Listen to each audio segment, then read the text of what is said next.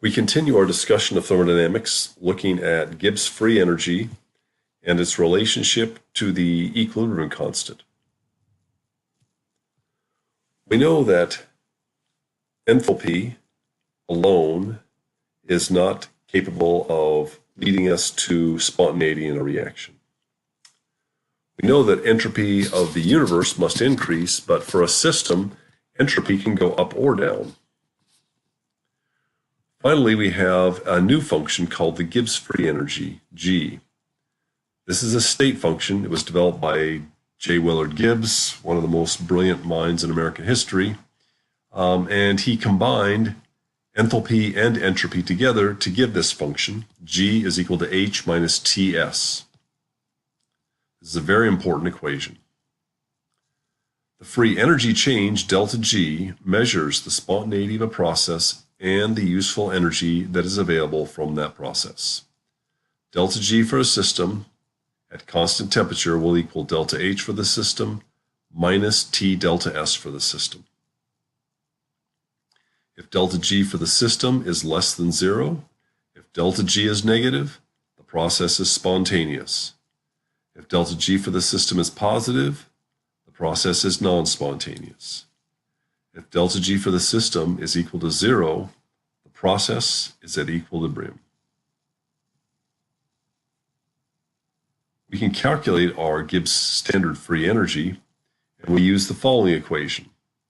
So delta G 0 at constant temperature is equal to delta H 0 minus T delta S 0. This is an important equation. These are the standard values under standard conditions. Delta G0 can also be calculated using the standard free energy of formation of the reactants and products. So we can calculate delta G for a reaction just as we would calculate delta S for a reaction or delta H for a reaction. So delta G0 for our reaction is the sum of all the delta G0s for our products minus the sum of all the delta G0s for our reactants. The standard free energy of formation, delta G0 sub F, is the free energy change that occurs when 1 mole of a compound or a substance is made from its elements with all those components in their standard states. So delta G0 sub F for an element in its standard state is 0. That's our standard condition. And so we have our equation we just saw in the last slide.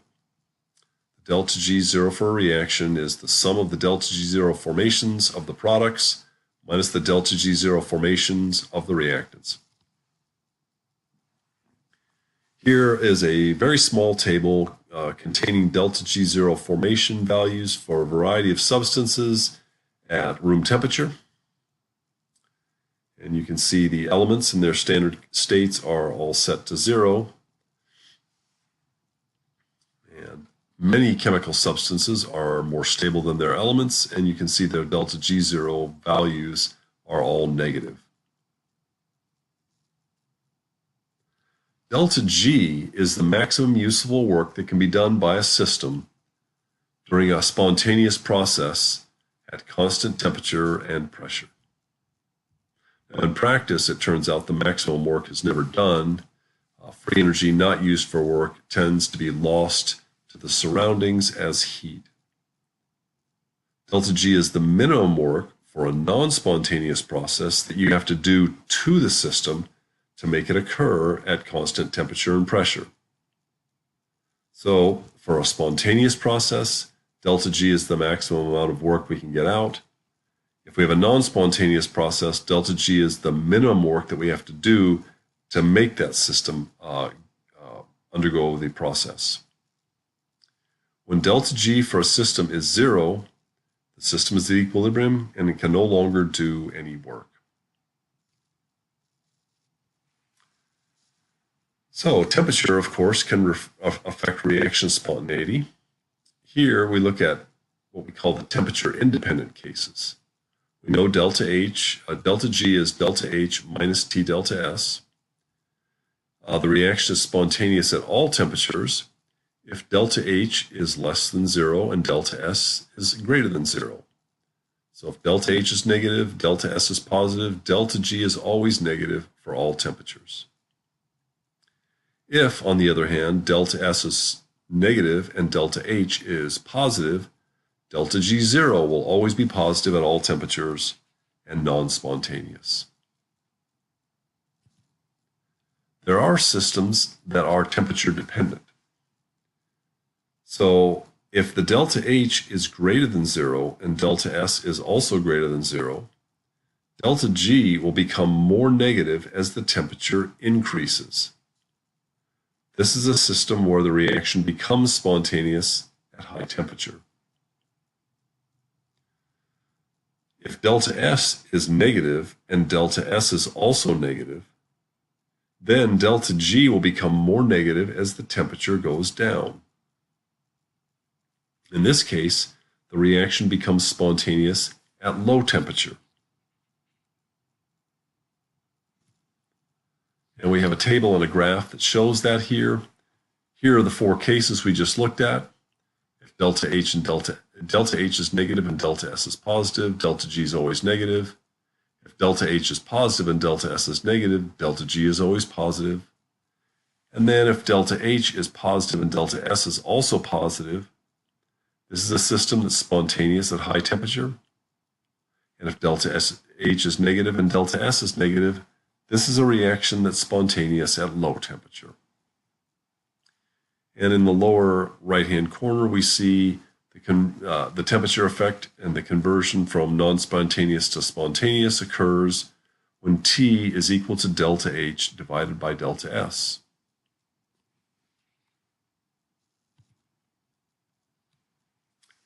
We can couple together reactions that are non-spontaneous with reactions that are spontaneous so that reactions that are spontaneous can drive those that are non-spontaneous. So we take energy from spontaneous reactions to drive ones that are non-spontaneous.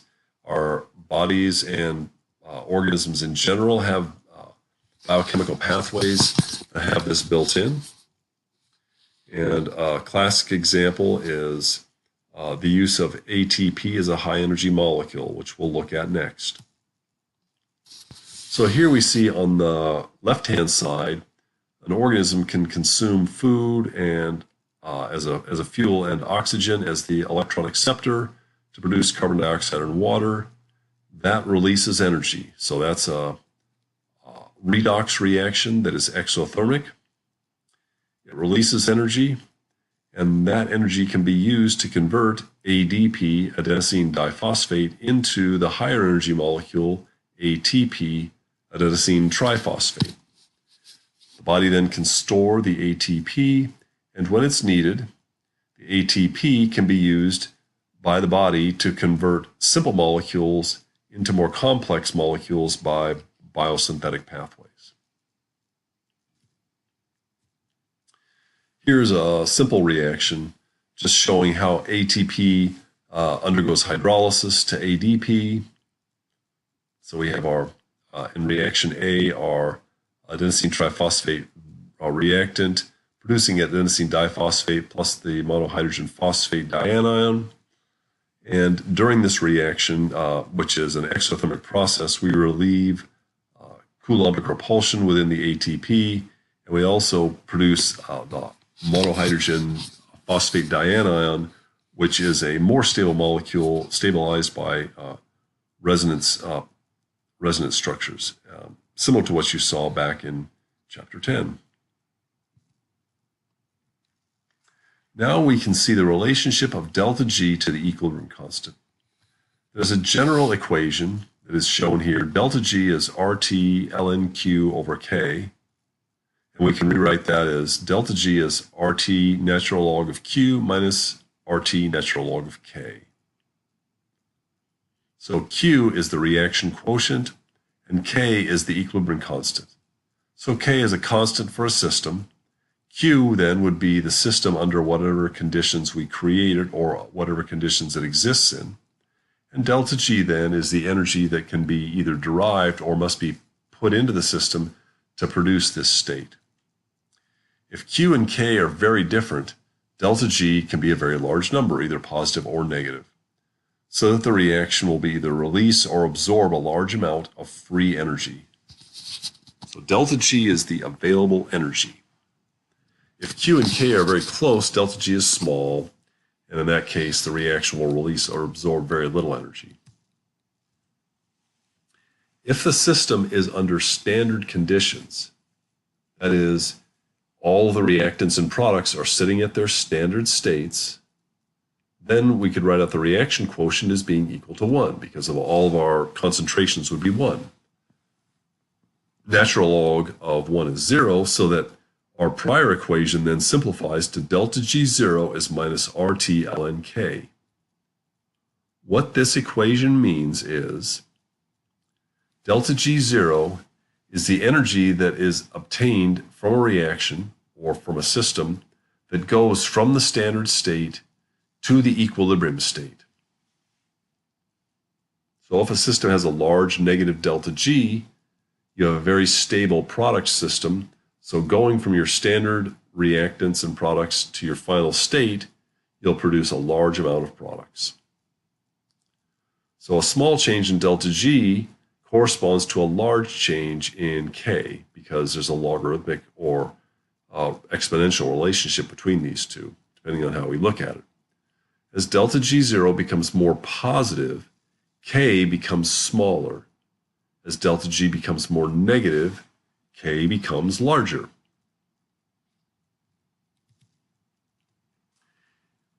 Now we can look at Q and K from our earlier equation.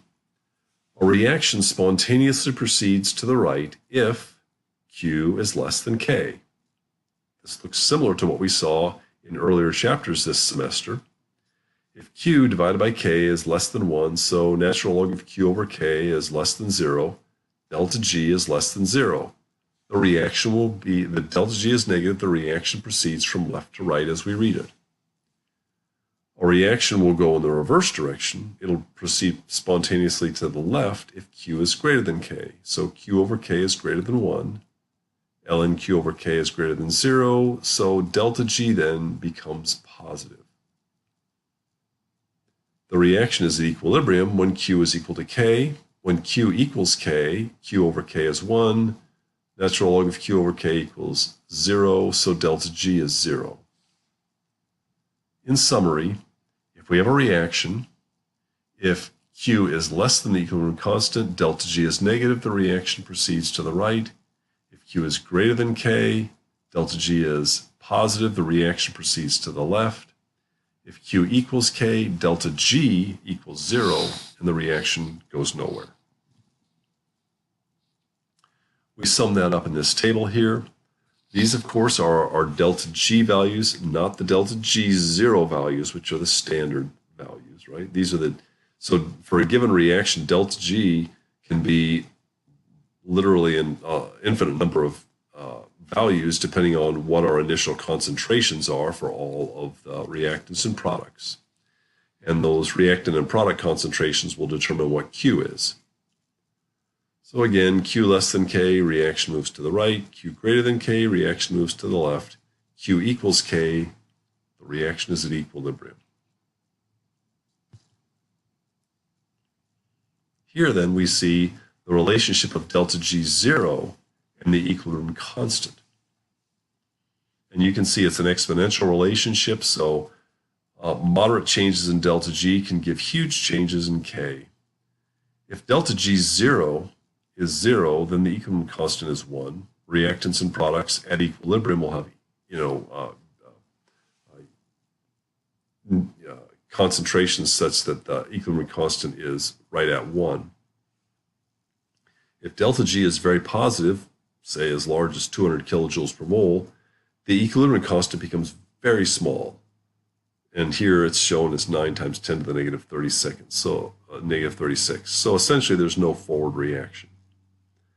If delta G0 is negative 200, K is 1 times 10 to the 35th, the reaction goes completely in the forward direction. There's essentially no reverse reaction. And we can see how this tunes back and forth.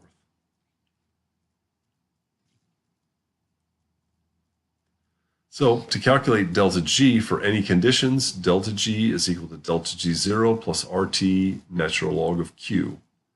So now we can calculate delta G for a system based on our tabulated values. Under a given set of conditions, then we can calculate Q. So for those conditions, we can determine the energy that we can derive from that reaction in returning to equilibrium. By definition, when the components are in their standard states, delta G equals delta G0 because Q is equal to 1 in this case. So delta G0 is the energy derived from going from the standard state to the equilibrium state. Here we see a graphical representation of the free energy as a function of extent of reaction. In the first case, delta G0 is less than 0, so the equilibrium constant is greater than 1. The reaction moves towards products. In the graph on the right-hand side, this is for a system with a delta G0 which is positive. So therefore, the equilibrium constant K will be less than 1. The reaction will lie towards the reactants. The reactants will not go on to products to an appreciable extent. Each reaction in both of these proceeds spontaneously along the green arrows. Once you're at the equilibrium, if you want to drive the system away from equilibrium, you follow the red arrows, and that would show you the energy you would need to take your system from equilibrium to your desired conditions.